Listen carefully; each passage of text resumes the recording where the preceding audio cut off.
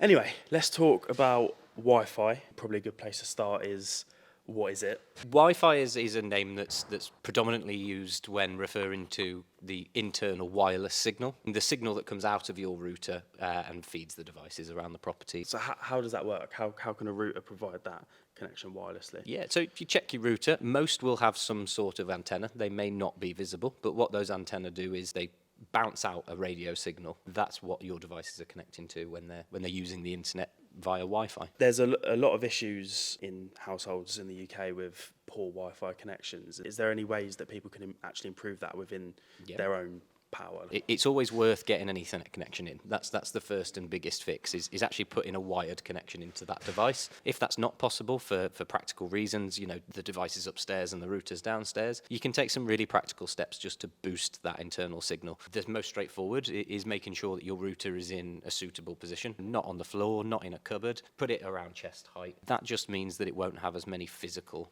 blockers. You can look into the settings of what wireless network you are using. That's a gigahertz product, whether it's 2.4 gig or the 5.4 gig. Go and do some research on that, figure out which one is more suitable for your property. To summarize, ultimately one set works better in an enclosed environment and one is better at getting out through those physical obstructions.